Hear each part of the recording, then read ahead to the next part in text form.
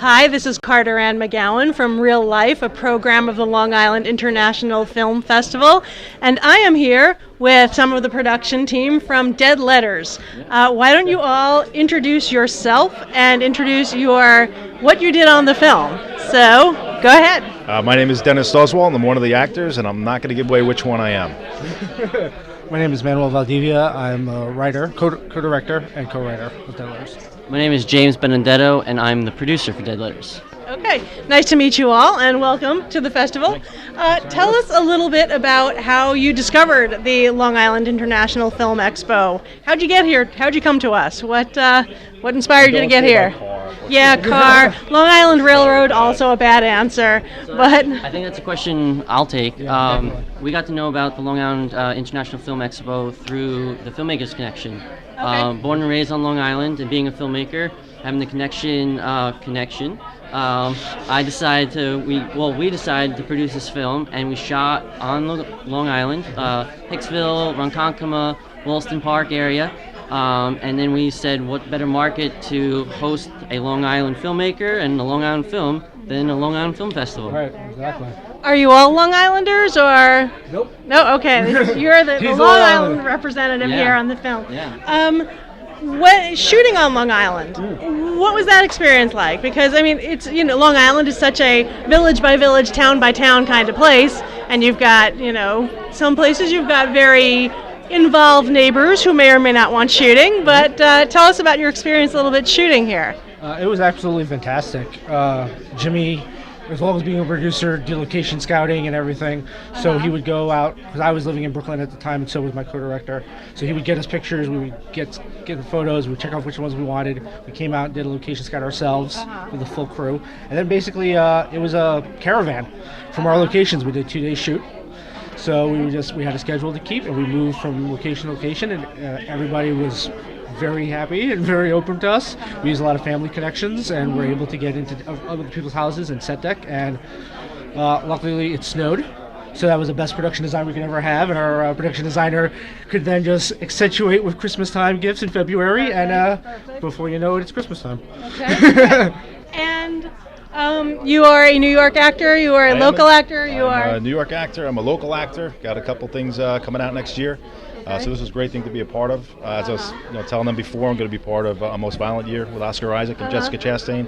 Coming out next year, I'm a detective. I'm also part of Run All Night with Liam Neeson and Ed Harris, where I play a dirty cop. Do you see I see some. Yeah, I see. Are you getting stereotyped? Maybe. As long as the checks keep coming in, I don't care. I don't care. We cast him against type before he had his type really solidified. So. Well, tell us a little bit about the film, so we can know that he's not always a dirty cop in movies. Dead Letters is about our main character, Paul, who we first see as Santa in the film. He actually is a mail carrier who is in the Dead Letters department and has taken up a crusade to avenge or help people that he finds dead letters with and help their lives out. Unfortunately, Dennis has to be somewhat of an abusive father in this instance. But it was not method acting. No, not method acting at all. It was not. He denies it. But and he goes about trying to protect a little girl who was played by Lily in the film. So is this tonight your world premiere? Have you been at other film festivals with this film? This is our world premiere. Okay, so you're an hour out of your world premiere. The heavens are opening up to you and exactly. And so ambiance. It is. It adds to the noir-y kind of feel of tonight. But how are you feeling an hour before your world premiere on the big screen over here? I mean, it's absolutely fantastic. We're just happy to be here. It's great to get the crew together again and just be able to celebrate filmmaking, period, and celebrate our film and be able to see everybody else's films that come from the area, because we're local filmmakers and we want to see what we can do. And it's a great film. Good. I want to take each one of you, since you all had different roles to play on this film. When you are working on a film, or is this your first film, or is this you've done multiple films together? Yeah. Okay. Positives and negatives of being on a film set and getting a film done. Every time you do a film, you learn something new positively and something new negatively that you think next time, shouldn't have done that, and then next time, I definitely will do that again. What from this film, and actors too feel that I'm way. definitely going first. So, okay, what? Tell us a little bit about positives and negatives of kind of working on film. Well, the negative on this film was crafty, so I have to actually speak with his mom about that. Craft services? Yes, crafty. Oh. Yep. So it differs from film to film, but this one was just terrible. The cookies were great, but that poi stuff, that's got to go. The frou-frou, no, give me some steak and some meat, and we're good with that. All right. You wanted some real caviar. Yeah, something, man. We'll bring out the thing for the future. I mean, you guys are trying to skinny me up, and that ain't gonna happen. Not with this fat head. But no, seriously, it was great to work in a smaller environment. It was like a well-oiled machine. Just to see these guys put their heads together, because the way I saw it as an actor, not everybody was, not just one guy was making decisions. It was a collaboration, which for me, I like that. And also, they let me play. As an actor, I love when they let me play. Granted, you have a script, but then they say, okay, we did the script, now let's see what you have, your interpretation of it. And that I really appreciate from a creative standpoint, whatever you want to call it. Right. Your thoughts? We're really lucky. Doing stuff on a limited budget used to be almost basically impossible. As much as I'm a film guy and I love 35 millimeter, it's just not feasible in this type of thing. Having digital technology allows us to get stuff cheaper, but that doesn't sacrifice quality. And I think it's about really just getting a good crew, getting a good cast, getting on the same page creatively, and creating a good tone. And that includes the tone of the film, as far as the tone on set, being creative environment, allowing people to bring their game and bring their best part of their game. And just knowing what you need, knowing what you need to get, and keeping a schedule, which Jimmy definitely kept us on schedule. So you were the line producer, really, as well as the producer. Yes. He was all-encompassing in producer. Okay. Yeah. And your thoughts? So my thoughts, I think, as a whole, bringing on this project and making it come from concept to completion was, as Manny and I were film school students, and we went to the same film school together, Savannah College of Art and Design, SCAD. Which, by the way, most of the crew on here was Came people from SCAD. we came from SCAD, people we worked with for a while, people we knew from SCAD, and people who we picked up, like our sound person, Jordan.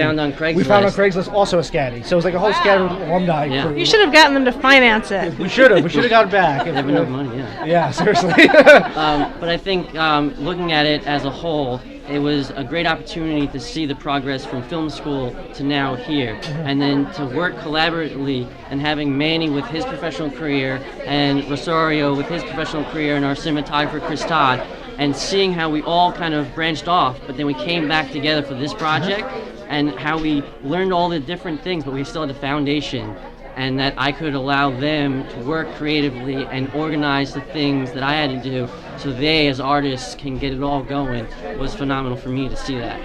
Yeah. That's terrific. Now, last question for all of you. If you had a young want to go to SCAD person come up to you today, say, I want to be in film, I want to be a filmmaker, I want to be an actor, writer, director, producer, what would your advice be to them? Take classes. It's overlooked so many times, and I'm not saying I'm the best, but going to the New York Conservatory, there's my plug. It was actually called the School for Film and Television at the time, but that's my plug. But yeah, going there, I remember being an actor beforehand and thinking I knew it all, but when I went to school, I was very resilient at first, but then when I opened up and just put down that wall and just let whatever happen, that's when the magic came, that's when I believed, and that's what just made me love it more and more. So just take your time with it, explore. There's not only going to be one school, there's not only going to be one class. You're not going to get it right away. Just keep going and keep improving your craft, keep practicing. That's all I can really say.